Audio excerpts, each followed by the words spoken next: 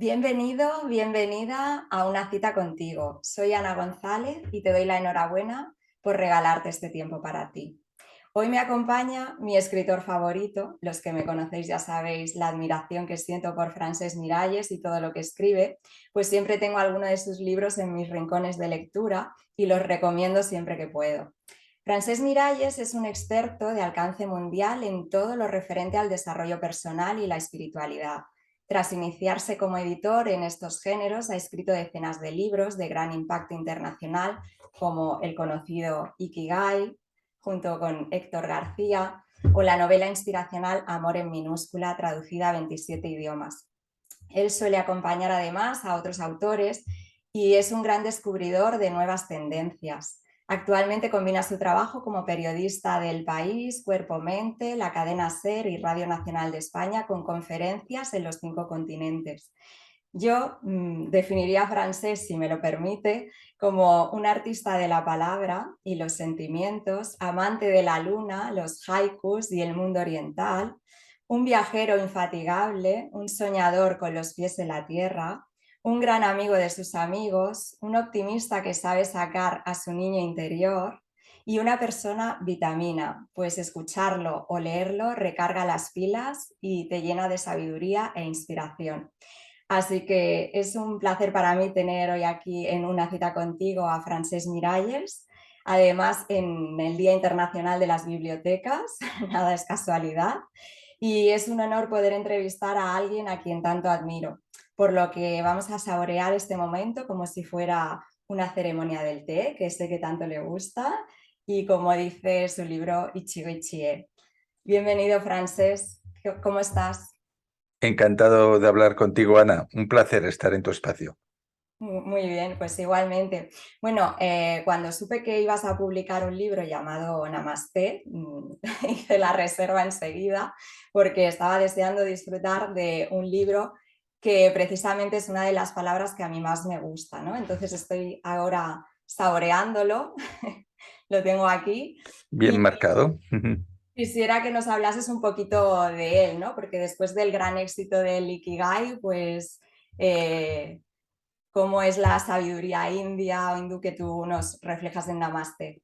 Bueno, este libro sale de hecho de la historia de Ikigai, porque cuando publicamos Ikigai por primera vez hace 6 años, primero el libro estuvo de moda en Holanda, en Turquía, en Estados Unidos e Inglaterra, y luego pasó a la India. En la India ha sido el libro más vendido de no ficción, el 2020 y 2021.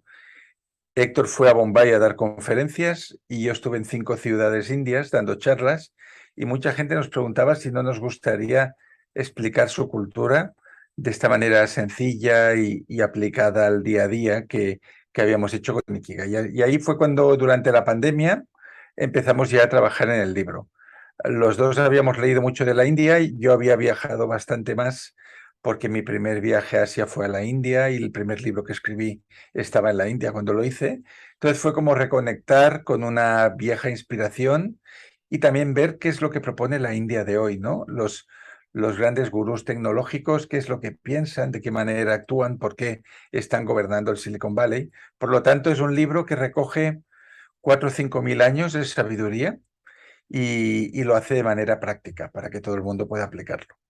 Sí, además es maravilloso leerlo y una de las frases que justo ayer me quedé en ella mientras lo leía es el camino del samsara al nirvana, ¿no? Tú hablas aquí que es un proceso de descubrimiento personal que nos dirige a la belleza, ¿no? Ujú. Entonces, como resumiría el poeta Khalil Gibran con deliciosa sencillez, sí hay un nirvana, es conducir el rebaño hasta el verde pasto y es poner a tu hijo a dormir y es escribir el último verso de tu poema.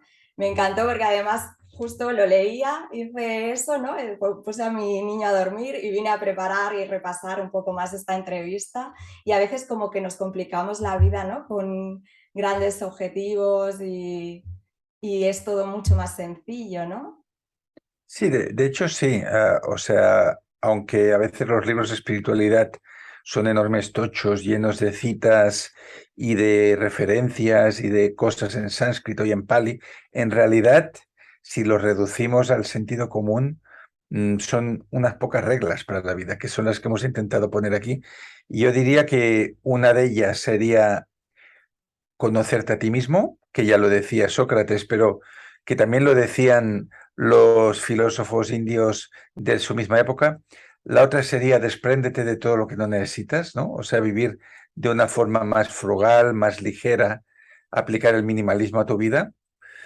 Y otra podría ser, pues, vigilar tus apegos, ¿no? O sea, ver a qué cosas y personas, ideas y ego estás apegado y a partir de ahí, pues desde el conocimiento de uno mismo, viajando ligero de equipaje y caminando hacia la luz, pues todo el mundo puede hacer su vía hacia el nirvana, ¿no? Pero bueno, si quieres ya entraremos en ejemplos más concretos según los temas que tú hayas elegido. Vale, bueno, pues mira, uno de los temas, porque hace poquito te vi en televisión, en una tertulia, ¿no? Sobre una película sobre el karma, no culpes al karma de lo que te pasa por gilipollas, se llama la película, yo la tengo aún en mi lista de pendientes de ver, pero vi la Es entrevista, muy graciosa. Yo creo que lo pasarás bien viéndola.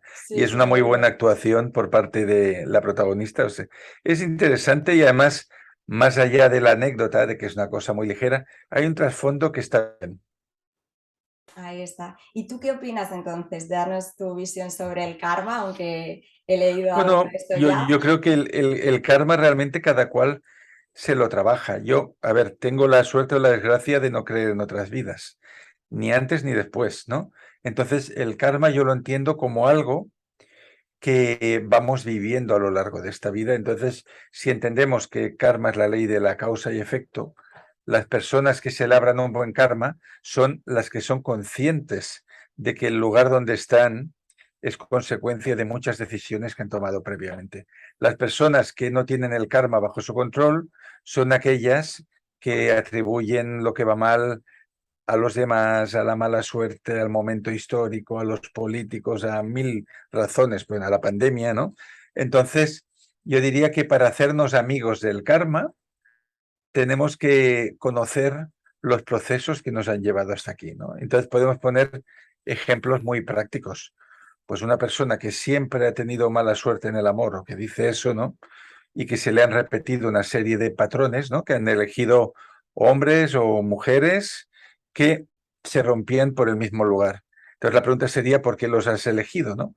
Entonces, si tiras un poco más para atrás, quizás puedes ver cuál es la herida o necesidad o trauma o historia familiar que te ha llevado ahí. Porque el karma solo se puede mejorar, solo se puede trascender si abandonas los círculos viciosos. Mientras vas haciendo las mismas cosas, ahí no hay evolución, ¿no? Pero en el momento que te das cuenta, dices, uy, quizás estoy eligiendo este tipo de persona porque tengo una carencia que me viene de cuando era niño, esto y lo otro, ahí tu karma puede mejorar. Y eso es así en todo, en el amor, en el trabajo, en tu formación intelectual o espiritual, en tu relación con los amigos, en cualquier cosa que hagas, todo es acumulativo, ¿no? Es la suma de millones de decisiones, pensamientos y palabras. Por lo tanto, ser dueño de tu karma y labrarte un buen karma sería pues mejorar aquello que tú has hecho de una determinada manera y con determinado resultado. Si el resultado no te gusta, decir, bueno, pues vamos a cambiar, ¿no? Vamos a cambiar la causa y vamos a ver a dónde nos lleva todo esto. Claro. Sería muy fácil si el karma fuese instantáneo, ¿no? Que también existe, Bueno, claro, pero el no karma suele ser así.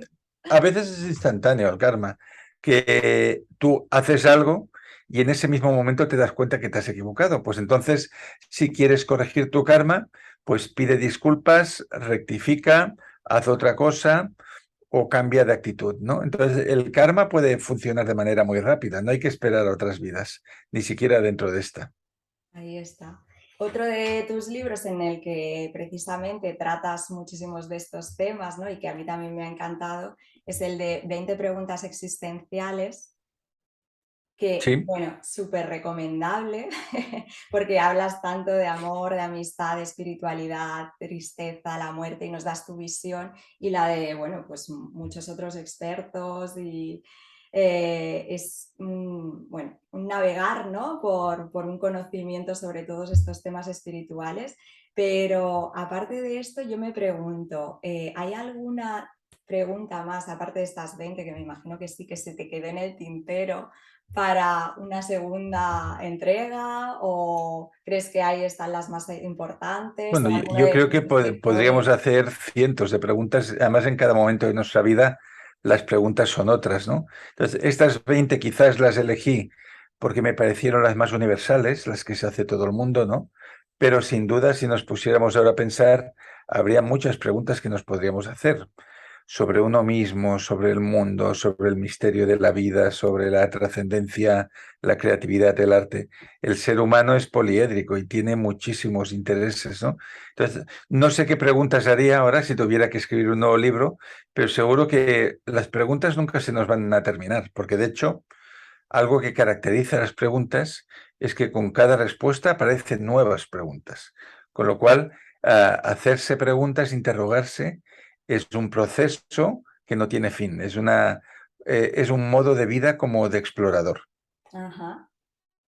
Es un viajar por la mente, ¿no? Y Es de una manera descubrimiento. de vivir, ¿no? Hay los que funcionan con certezas y creen saberlo todo, creen haber llegado a algún tipo de verdad, y las personas que siempre se están preguntando y que siempre están aprendiendo. Entonces, yo me identifico con las que saben que no saben nada, como diría Sócrates, y que por lo tanto siempre tienen preguntas para hacerse y para hacer a los que saben, ¿no?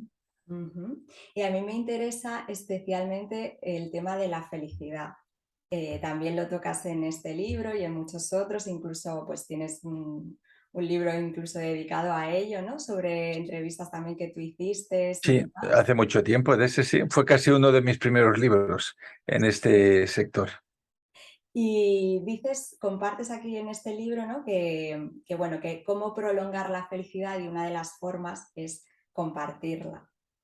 Sí, exacto, ¿no? Porque, a ver, la felicidad se sabe que es fugaz, que dura poco, este sentimiento de alegría, mientras que la tristeza o la irritación tiende a persistir más por lo que en el libro llamamos sesgo cognitivo, ¿no? Porque las cosas malas o tristes o peligrosas son más útiles para la supervivencia, al menos tal como nosotros somos hechos como seres humanos, ¿no? Todo aquello que nos amenaza o que nos hiere se queda más en la memoria para no repetirlo. Pero por la misma razón, los motivos de la felicidad o las causas de la alegría suelen ser muy fugaces. Entonces lo que planteo en el libro es que si, por ejemplo, has visto una película y has sido muy feliz durante esas 2 horas porque te ha gustado mucho y luego te da pena haberla terminado, pues invitas a tu mejor amigo a casa y la vuelves a ver. Entonces, aunque ya sabes todo lo que pasará, te pones en la mente y el corazón del otro, e imaginas qué tal lo está pasando y luego la comentáis. Y así con todo, ¿no? Un editor amigo, Jordi Nadal, me decía que cuando él encontraba un tesoro, corría a llamar a sus amigos para compartirlo. Entonces, la felicidad que se comparte, se prolonga mucho más, ¿no? Porque cada persona te va a dar una nueva visión sobre eso. Entonces, por este motivo, las personas que son más gregales, que les gusta, no sé, regalar libros, compartir conversaciones, tener charlas, viven un estado de felicidad mucho más frecuente que quien disfruta en soledad de estas cosas. Qué razón. Así que debemos de compartir más nuestros momentos felices y lo que nos gusta y nos hace felices a nosotros para que todos experimentemos mucho más ese sentimiento, ¿no? Que es tan bueno. ¿Y qué tiene que ver el Ikigai en la felicidad, ¿no? Porque... Bueno, se cree que para ser feliz tienes que encontrar un sentido a tu vida y para que tener un sentido en tu vida tienes que tener un propósito, ¿no? Entonces, el propósito sería como aquello que da contenido a tus días, ¿no? El hecho, por ejemplo, si tu propósito es enseñar y trabajas como maestra o trabajas en cualquier institución educativa, pues tú cada día va a tener sentido para ti lo que estás haciendo, vas a ver los resultados de tu trabajo y te vas a sentir lleno, te vas a sentir con un propósito que se va cumpliendo. Las personas que no tienen un propósito, el problema que tienen es que pueden poseer muchos talentos, pero no saben hacia dónde canalizarlos, ¿no? Entonces, quizás el primer paso, volviendo a lo que decíamos antes de la filosofía india, sería conocernos, porque al conocernos podemos saber cuáles son nuestras fortalezas, qué es lo que tenemos para ofrecer, cuáles son nuestros mejores dones. Pero el segundo paso sería, a través de ese autoconocimiento y de ese talento, ver cómo podemos convertirlo en un propósito, cómo podemos llevarlo a nuestra vida. Y ese es un trabajo que yo creo que nos ocupa una vida entera, porque aunque tengas tu propósito claro ahora, de aquí a unos años puede ser otro, eso puede cambiar, haces un descubrimiento, quieres cambiar de vida, quieres probar otra cosa, ¿no? Entonces, el propósito es lo que nos hace humanos y lo que llena de sentido nuestros días. Sí, y a veces yo me pregunto también, porque hay gente que lo tiene muy claro y que tiene un don, un talento especial que lo tiene identificado, pero cuando alguien es sumamente creativo, cuando tiene muchos intereses, cuando a lo mejor se pone a hacer algo y muchas cosas se le dan bien y disfruta con muchas cosas y está buscando ahí su Ikigai, ¿cómo se le pueden ayudar a estas personas tan creativas o que a lo mejor pues tienen esos intereses tan variados y tienen muchos dones y talentos? Bueno, claro, lógicamente, si tienes muchos dones y muchos frentes, tendrás que elegir uno y aquí tendrás que medir qué te puede dar más felicidad y qué puede ser más útil para el mundo, porque de la conjunción de ambas, ¿no? Lo que tú quieres y lo que la vida quiere de ti es donde puede surgir un propósito sólido, ¿no? Entonces, por ejemplo, si tú tienes 5 o 6 talentos, una primera prueba que puedes hacer es puntuar cada uno del 1 al 10 el nivel de flow que te da, ¿no? ¿Cuál de todas esas cosas te permite sumergirte mejor en la actividad hasta el punto que te olvidas del tiempo y del espacio y de los problemas y de todo, ¿no? Pues la que pongas en el primer lugar de tu lista quizás sea la cosa que tiene más posibilidades de ser tu Ikigai. Y luego otra prueba que puedes pasar es decir, bueno, de todo esto que yo hago, ¿qué puede ser de más utilidad en el mundo? ¿No? ¿Qué es lo que la vida espera de mí? Y entonces eso puede ser una segunda pista para ya ir concretando tu propósito. Qué bueno. Porque claro, entonces leer libros no podría ser un Ikigai, ¿no? Puede ser un Ikigai perfectamente, porque mira, siempre que se le dé una aplicación, si tú lees libros, porque luego haces reseñas, Ujú. y con esas reseñas ayudas a muchas otras personas a que disfruten de estas lecturas, es un Ikigai, porque estás compartiendo algo con el mundo. Si tú lees libros porque luego diriges un club de lectura y la gente que forma parte de este círculo cada mes está esperando el momento de encontraros, de reuniros, de tomar un té, una taza de chocolate y para ellos eso es como un bálsamo para el alma, es un ikigai. O sea, a veces confundimos el ikigai con cosas que han de ser creativas y muy activas, en el sentido de pintar un cuadro, cantar una canción, no. También puede ser ikigai divulgar las cosas que nos gustan, ¿no? Tengo un amigo, por ejemplo, que se llama Rafael Esteva, que él durante unos años de su vida tocaba en la Joven Orquesta Nacional de España, pero luego tuvo un problema de oído, una enfermedad, y no pudo hacer eso. Pero eso le permitió, el hecho de no poder tocar, abandonar su carrera de músico profesional, descubrió que le gustaba mucho más transmitir su amor a la música a través de charlas a los demás. Y desde entonces, él lo que hace es va por escuelas de adultos, por conservatorios, por asociaciones, dando charlas en las cuales él transmite su amor por Bach, por Mozart, por una obra determinada, la explica, da sus claves, la enseña y dice que es mucho más feliz y se siente mucho más útil ahora que cuando tocaba, ¿no? Por lo tanto, el Ikigai no es necesariamente crear algo, ¿no? Sino hacer felices a los demás con algo que tú sabes hacer, que puede ser, pues, por ejemplo, recomendar. Claro, estupendo. Y nunca es tarde, ¿no? Para encontrarlo. Además, aunque tú he escuchado mucho en tus entrevistas y demás, y sé que tú te preocupas muchísimo también pues, por esa infancia y adolescencia, ¿no? Lo importante que es, pues, desde ahí trabajar el tema del Ikigai, ¿no? Y es cuando más claro a lo mejor incluso se puede tener, pero bueno, es lo que tú decías, que Sí, también varía yo con la diría edad. que en la parte final de la vida, tras la jubilación, es donde se dan mejores condiciones para el Ikigai por varios motivos. Uno, que te devuelven tu tiempo, ¿no? Vuelves a ser dueño de tu tiempo. Y si algo necesitas para desarrollar una pasión es tiempo. Si una persona trabaja 12 horas al día y tiene niños pequeños, por mucho que haya un Ikigai, le va a costar encontrar el hueco para hacer eso, ¿no? Pero si eres un jubilado, que tus hijos ya están independizados, no hay nadie que dependa de ti, ni económicamente, ni hay ningún sitio donde hay que fichar, entonces ahí tienes todo el día para desarrollar algo que quizás siempre ha estado de forma germinal dentro de ti y que ahora puedes descubrir. Y ese es el motivo por el que los late bloomers, como se llama en inglés, la gente que florece tarde, se apuntan a escuelas de pintura, aprenden un idioma, empiezan a desarrollar nuevos talentos que no son tan nuevos, que quizás ya los tenían, pero han estado ahí dormidos, aletargados, esperando que hubiera tiempo, porque al final el tiempo es la autopista por la que pueden circular estas cosas, ¿no? Y por eso mm, la vejez, mientras hay una cierta autonomía intelectual, como mínimo, es una oportunidad enorme para desarrollar todos esos tesoros que hemos ido guardando a lo largo de la vida. Claro, exacto. Yo quisiera, Francés, que nos hablases un poquito de tu pasión por la luna, porque aparte de la Mm. novela La Biblioteca de la Luna, que a mí me encantó y disfruté muchísimo, la recomendé y digo, ¿por qué no hacen la película? No sé si alguna vez te han Costaría propuesto. mucho dinero, ¿eh? Tendría Sí, que hacerla Spielberg, porque claro, piensa una película.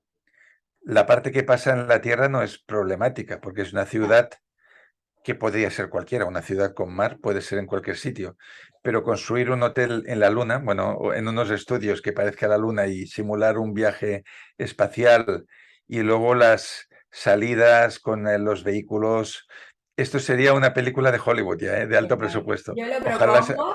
ojalá se haga, ojalá se Lo haga. propongo porque no solo esta, es que además yo cuando leo tus novelas es como si estuviera viendo la película y digo, con las películas que se hacen hoy en día, que algunas pues dices, sí, hay argumentos tan buenos, ¿no? En tus Ujú. novelas y guiones que se podrían hacer de ellas tan espectaculares, digo, pues lo he propuesto incluso a Netflix, digo, mira, ahora que se lanzan así, digo, Qué hacer bien, oye, películas pues sobre muchas Francés, gracias. miráis sus novelas. Entonces, esa pasión por la luna, Francés, ¿de dónde te viene? Bueno, esa pasión por la luna no tiene nada que ver con lo esotérico ni con la astrología.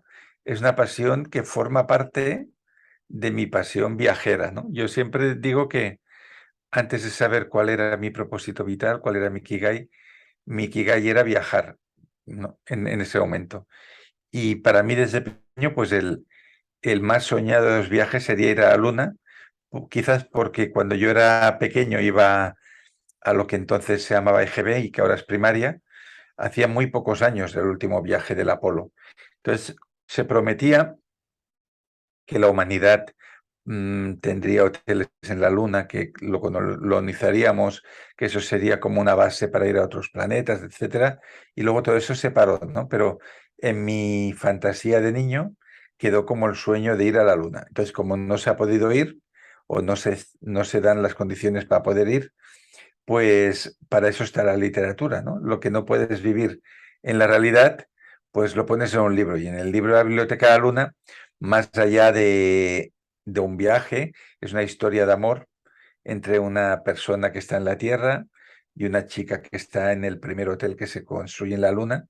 Y que ese amor aparentemente es imposible, pero luego acaba derivando por un homenaje a los libros. Bueno, es un libro que incluye muchos temas, de hecho. Sí, sí, muy recomendable, a mí me encanta y aparte del amor, que es uno de tus temas recurrentes también, y la novela Amor en minúsculas también es una delicia. Hay una cosa que siempre, que también suele aparecer, ¿no? En muchas de tus novelas, que son los haikus. Eso, Sí, bueno, en mi primera novela juvenil se llamaba Un haiku para Alicia y quizás ahí era una época en la que ya leía haikus y luego han ido saliendo quizás en algunos otros libros o novelas porque yo he sido muy lector de haikus y he escrito alguno también, quizás como es una cosa corta, ¿no? Entonces el haiku me gusta como me gustan las artes japonesas en general porque me parece que sintetiza muy bien la esencia de belleza de un momento, de una reflexión. Entonces, es como una fotografía del alma, una fotografía de un momento vital. Sí, yo he seleccionado uno de este libro, Ujú. que es precioso también, y dice, la pluma en la derecha, el corazón a la izquierda y tú por todas partes. Y me parece, Sí, es un haiku de amor este. es que es precioso y veo eso, ¿no? En los haikus también como la belleza de la sencillez y la naturaleza, ¿no? Algo que también que nos conecta tanto con nosotros mismos, ¿no? Sí, los haikus originalmente, los poetas que empezaron a hacerlos hace ya muchos siglos, vivían en la naturaleza y describían cosas de la naturaleza. Entonces, el típico haiku pues nos va a hablar de la rana que salta al estanque, de la libélula, la mariposa, de cómo el viento mueve las cañas de bambú, etcétera, ¿no? Pero, de hecho, la técnica del haiku se ha aplicado también a un entorno urbano, ¿no? Y podemos hacer un haiku sobre algo que estamos sintiendo ahora o sobre algo que estamos viendo en la ciudad. Es una técnica poética de tres versos breves que no riman, con pocos verbos normalmente, y es un buen ejercicio que cualquier persona puede realizar. De hecho, bueno, cerca de Logroño, en La Rioja, donde una vez al año hacemos un curso con varios terapeutas y profesores. Hay unas experiencias que es que nos vamos al campo y ahí, según lo que estamos viendo, pues escribimos haikus. Qué bonito, qué experiencia más buena. Aparte, bueno, tú tienes también como una pasión por toda esa cultura, ¿no? Oriental y en tus libros se refleja el wabi-sabi, la belleza de lo imperfecto, el ichigo-ichi, la importancia de este momento, ¿no? Y el srin-yoku, lo que son las curas de bosque, ¿no? Esa pasión por toda esta cultura oriental, especialmente Japón, ¿no? La japonesa, ¿de dónde Bueno, viene a francés? eso viene de toda esta fiebre viajera que ha tenido épocas. Hubo como 10 años de mi vida que estuve mucho en el este de Europa, viví en Croacia, viví en Eslovenia, me interesaba mucho toda esa cultura y la música en especial, la literatura. Y luego mi primer contacto con Oriente fue la India, de ahí luego fui por otros países, viajé a Japón 10 veces, a China 3 o 4 y ahora estoy regresando a la India. Entonces, bueno, es mi inquietud como viajero y descubridor de perlas de sabiduría, ¿no? Que las hay en Japón, las hay en la India, las hay en China, las hay en Oriente Medio, en todas partes, pero la casualidad quizás me ha hecho volver bastante a Japón últimamente. También uno fue con National Geographic, en otra porque estaba escribiendo una novela que se llama Wabi Sabi. Entonces, sí, Oriente está muy presente en mi trabajo, pero no porque considere que es mejor que Occidente. Y de hecho, hoy en día Oriente y Occidente están muy entremezclados. Si tú te vas a Tokio, la forma de vivir es muy norteamericana. Y si tú te vas a California, pues vas a encontrar muchos maestros de Zen, ¿no? Por lo tanto, estamos todos bebiendo de todos. Sí, igual que bebemos té en todos sitios, también es una de tus pasiones el té. Yo me Sí, pregunto, ¿has pensado en escribir un libro sobre el té? bueno, he apadrinado libros sobre el té. De hecho, cuando escribía bajo seudónimo, tenía un libro que yo hice como de editor, de recopilador de cosas, que se llamaba Todos los tés del mundo. Está firmado como Francis Amalfi. Ese libro lo edité yo y había pues cuentos del té, explicaciones y se reeditó muchísimas veces, ¿no? Pero ahora recientemente en la tetería donde voy a menudo, que está en el barrio de Gracia, en Barcelona, que se llama Interior de Té, allí ah, los dueños, que es un hombre de Madrid y una mujer del sur de China, han escrito un libro sobre el té muy bonito que se llama Háblame de té. Yo lo he apadrinado, le he hecho el prólogo y felizmente ha sido publicado y está yendo muy bien. O sea que hay gente que sabe más del té que yo, y pueden escribir con mucha más autoridad. Yo soy un bebedor de té, no soy un teórico del té. Además, qué bueno esto de cuando haces un prólogo en un libro o cuando recomiendas libros, porque yo no solo leo los libros que tú escribes, sino que cuando veo que en alguna entrevista y demás recomiendas un libro, o, digo, tiene que ser bueno, porque si Frances dice, este libro, de hecho, este verano he disfrutado mucho también con La Anomalía, Sí, sí, y es que, genial, sí, La este es biblioteca me una encanta. maravilla. Este es el que más me ha gustado. Sí, y últimamente el que estoy recomendando es un libro de Xavier Guiche que se llama La ley del reflejo, Ujú. que es un libro muy, muy brillante sobre cómo nos vemos a nosotros mismos, ¿no? Porque a veces dices, bueno, me miro delante del espejo y veo una persona pues más delgada, más gorda, más joven, más fea. Él lo que nos dice en el libro dice, bueno, pero es que esa es solo la mirada más superficial. ¿Cómo te ves por dentro? ¿Qué es lo que ve el espejo del alma, no?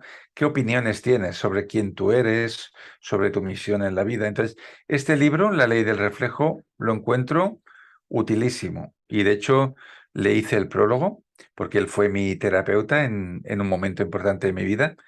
Y de los libros de psicología que he tenido en la mano, así, así en los últimos años, quizás sea el más útil y poderoso de todos este.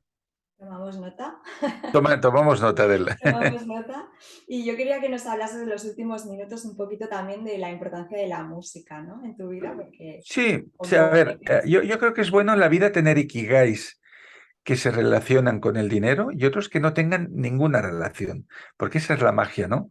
O sea, yo quizás por mi formación, que yo me gradué, me licencié en filología alemana y luego hice máster en edición, traducción y todo esto, mi vida editorial ha estado ligada siempre de algún modo al dinero.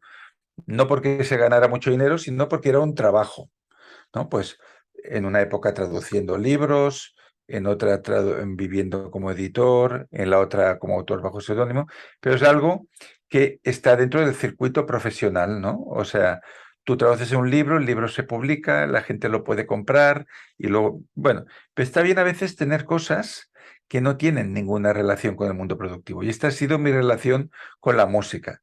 Desde que yo empecé, bueno, yo la música empecé a tocar instrumentos y a componer igual con 8 o 9 años, pero quizás más en serio el piano a los 19, pues desde que he estado componiendo canciones y temas y teniendo bandas, nunca he querido ganar ni un céntimo con esto y de hecho sí que he dado conciertos y hemos hecho muchas cosas, pero mi motivación es compartir, juntarme con amigos y conocerme a mí mismo a través de esta arte que es como más intuitiva que la escritura, ¿no? En la escritura tú lees lo que has escrito y puedes saber qué es lo que piensas sobre eso. En la música compones una melodía y unos determinados arreglos y no podrías especificar exactamente qué se está diciendo ahí.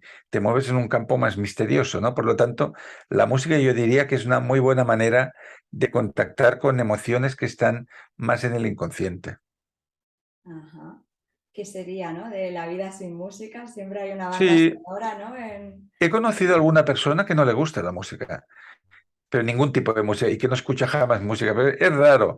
Si nos fijamos en todas las culturas, los rituales importantes como el entierro, el nacimiento, la unión, las comidas, las celebraciones se vinculan a la música, ¿no? Entonces, la música es ese lenguaje universal que tiene la capacidad de hermanarnos y en un concierto donde hay 10.000 personas, pues hay alguien en el escenario que canta una canción o que toca un instrumento y los 10.000 están sintiendo cosas muy fuertes que quizás no son exactamente las mismas, pero están como unidas en una misma ola, ¿no?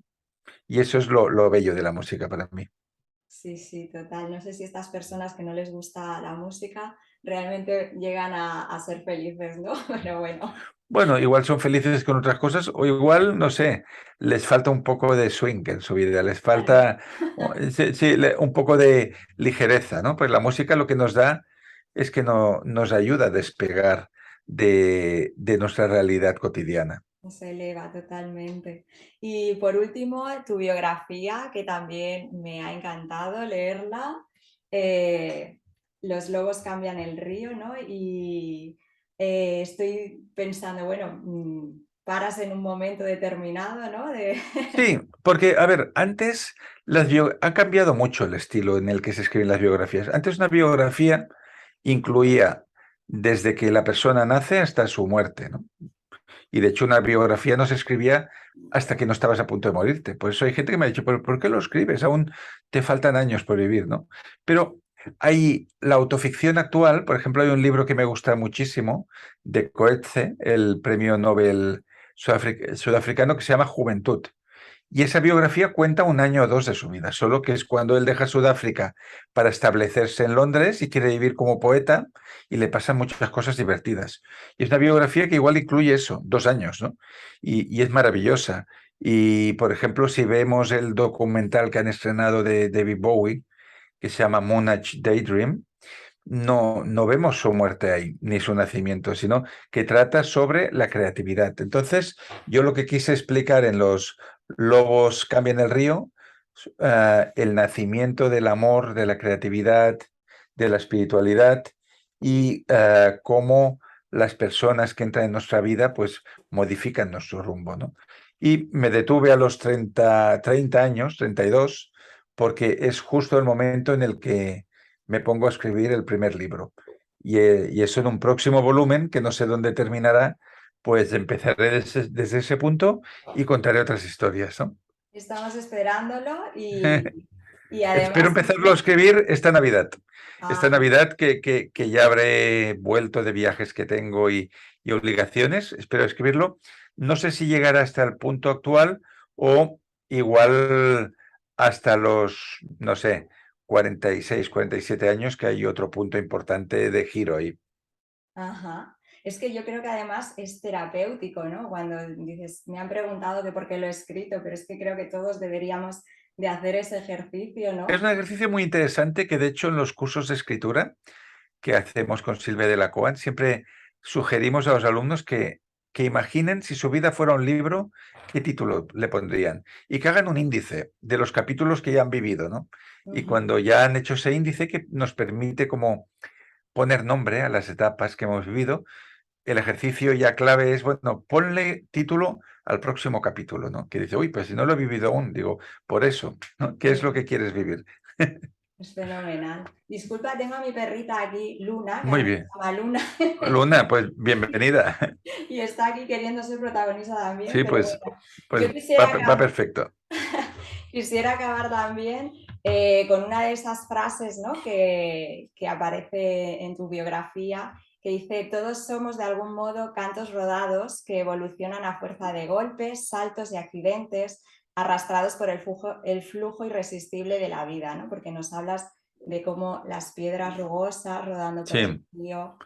que es la portada, ¿no? Sí, que al final, sí, la portada muestra unos cantos rodados que se van haciendo más redondos y la vida hace esto con nosotros, nos enseña, nos pule, nos ofrece la oportunidad de tomar la sabiduría, aunque no todo el mundo lo hace, ¿no?